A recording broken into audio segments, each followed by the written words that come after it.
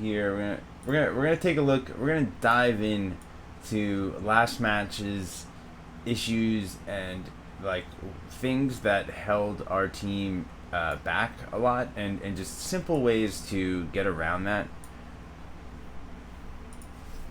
I'm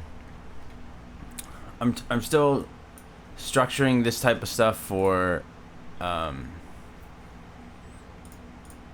YouTube in a way, and so I don't really want to force somebody to watch the whole entire thing. Maybe just a round or something, like, because there's a lot of basic things that could have really done, like, increased our ability to advance forward, and that's really a lot of it.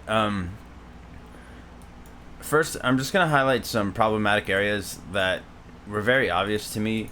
We're just going to do something that's like a red, but not red, so people can see it a little bit. You saw a lot of our teammates sitting in this little pocket. It's really not a good angle. It's very difficult to shoot in this direction. It's very hard to... there's just so much swing around this. There's certain spots on all these maps that that are like a strong anchoring point, and you want to pivot around that and off that. So, like, if you want to take a look at...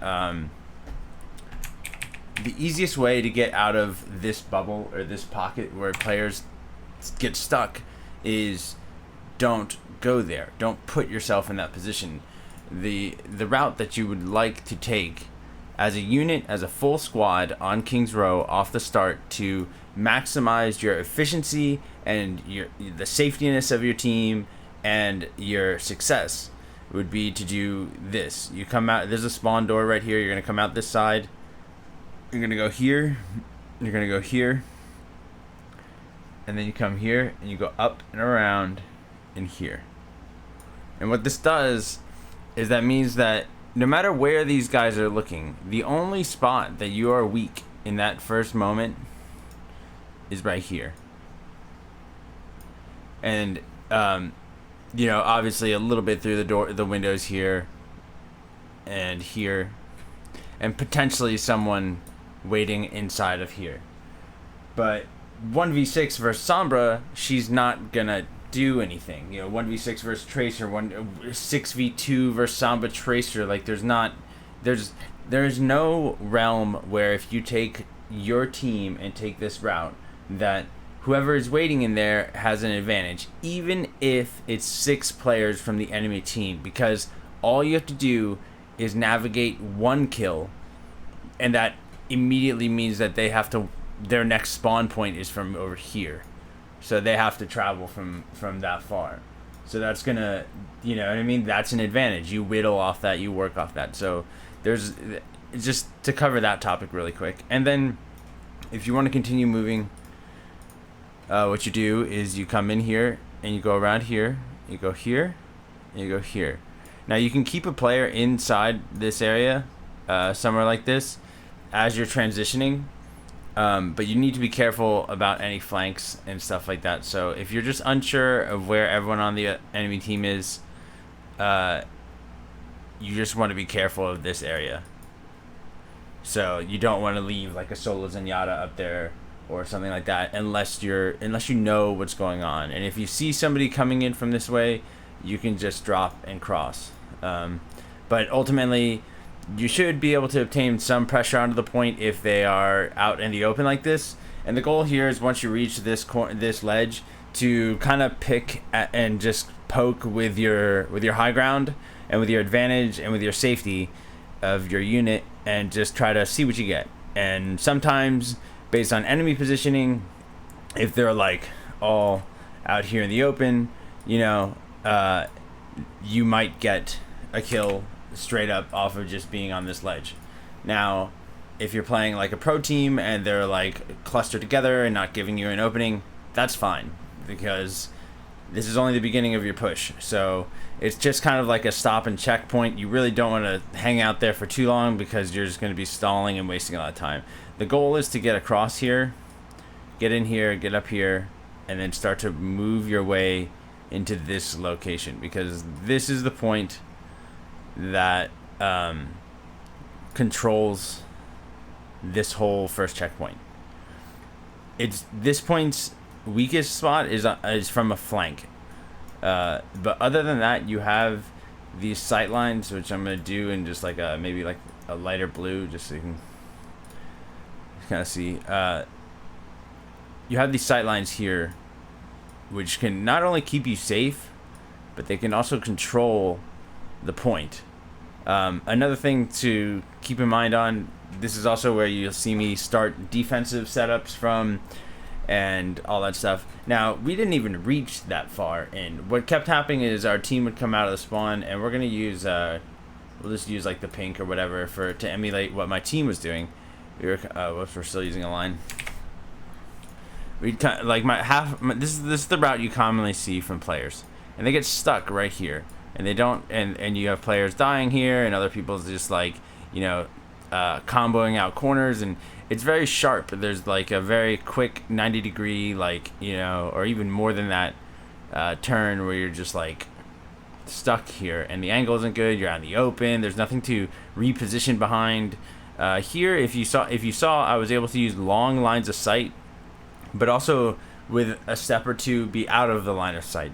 So like, and I'm not closed off. I'm still long sight lined with my team. So it just like enables a lot for you to do things. Our team got stuck in this bubble and we never advanced. But if you take this route, you get through. And a lot of the stuff that you saw me do was shooting this direction to help keep like my Zenyatta was under attack from Sombra and Tracer, and I was just, you know, I don't have the luxury of healing anyone else, and it's really the role of the team to recognize what's going on, kind of like deal with that issue, and then advance forward. And in this case, because of Zenyatta's like positioning, he just was having a really hard time connecting any of the shots onto Tracer. And so, you know, because he was struggling to get the kill, I was kind of locked in there and just waiting for that to finish before I could advance. So that's what a lot of the time was going on while you watch that. But I think one of the things that would be more important to spend a little bit of time on is this pocket up here and explaining it. One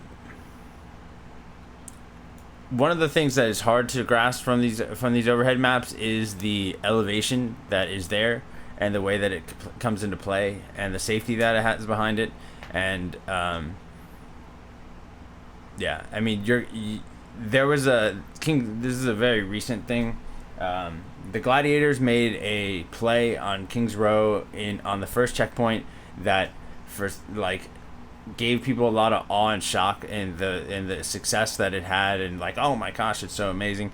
What they did was they kept one person in spawn. That person acted like they were support, then switched to a sniper and picked off some players down here in the low ground.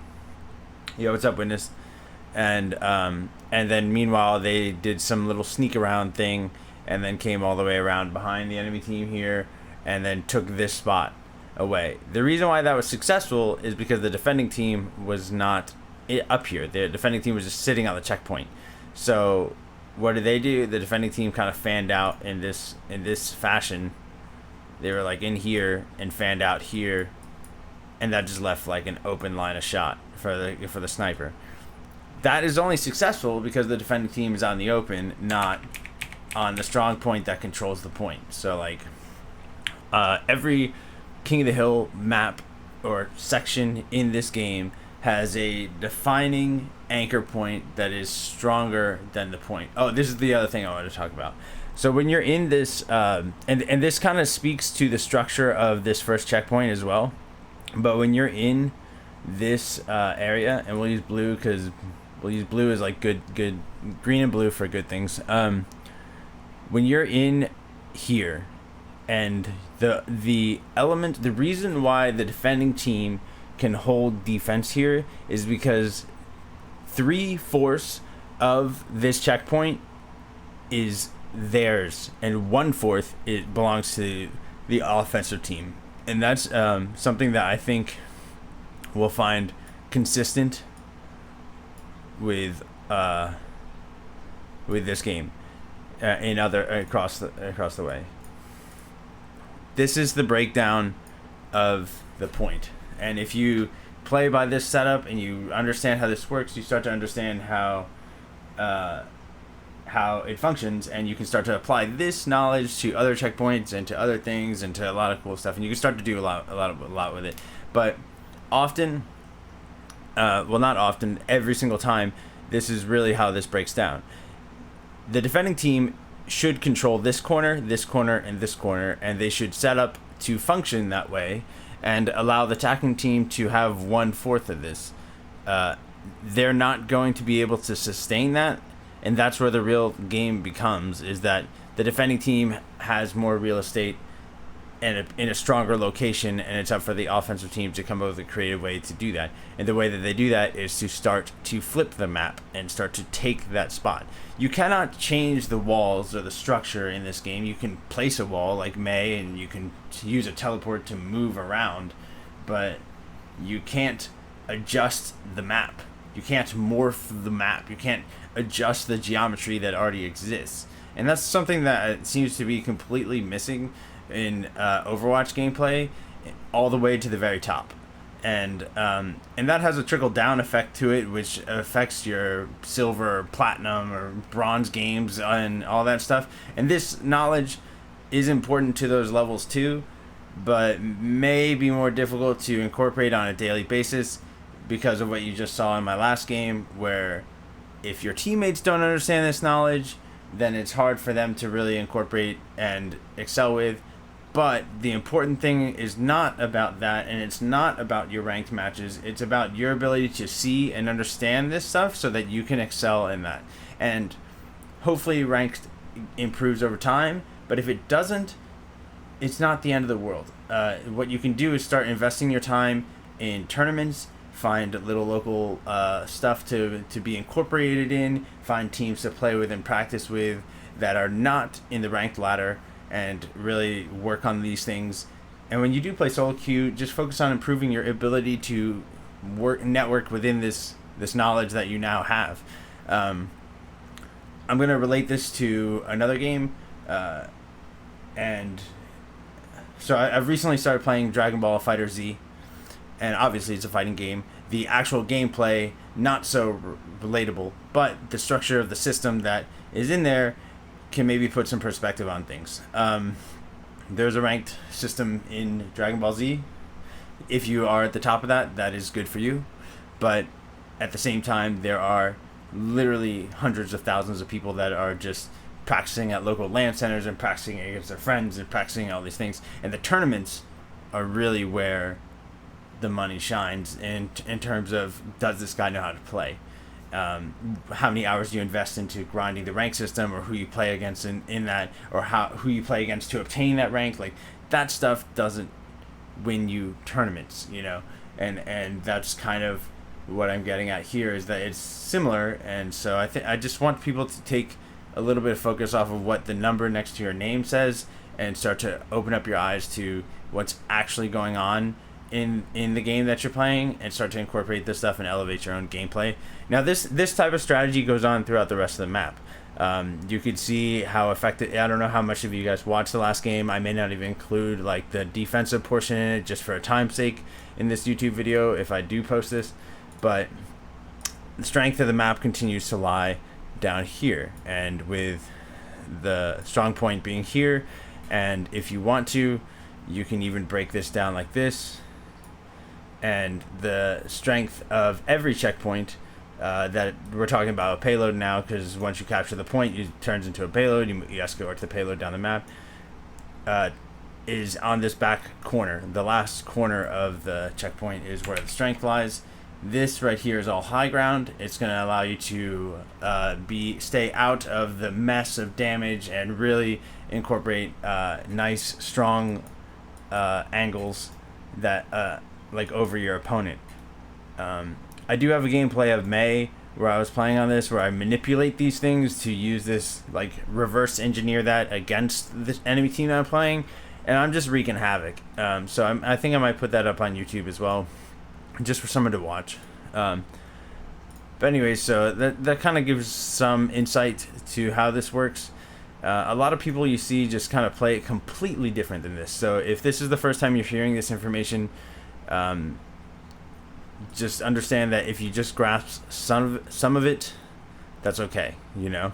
And there's spots like along here is good. Obviously, if you're using offense, on defense, you want to really set up around this box, this area here, here, and here. These are your strong spots. Once you get into, like, for instance, last game there was looks like this guy's dabbing. Yeah. No. Once you get into areas like this, like there was I have my team setting up in here. What this does is it doesn't output any pressure onto the enemy team, and it just allows the cart to continue to move, and you don't. This is your line of sight is predominantly in this direction. So what that means is that the cart will have to move across here for you to even really start to apply pressure to it, and that's just not as strong of an angle.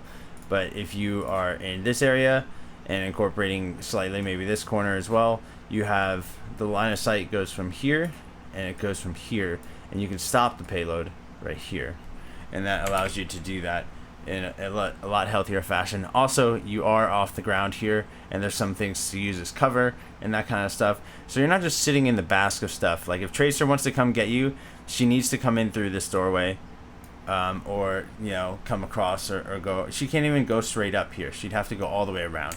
So there's like little things like that that really incorporate into your own safety and stuff like that, and allow you to set up players in areas that can protect themselves naturally and comfortably. If you stick all of your players in this corner right here, you have it's just a mosh pit of stuff. Tracer comes in, she can place a bomb. They can come, like, you know, you have to deal with looking not only in this direction but also this direction too.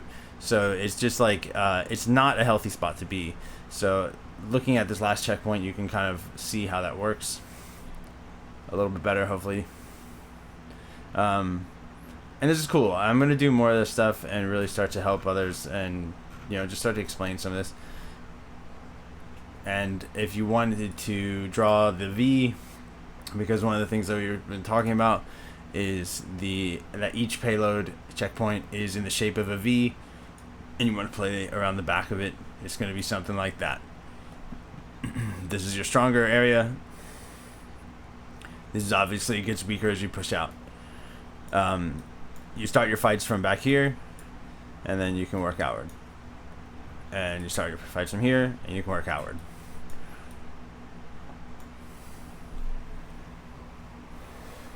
Looks like a guy dabbing. Where's the dab? I read that. I thought you said something else.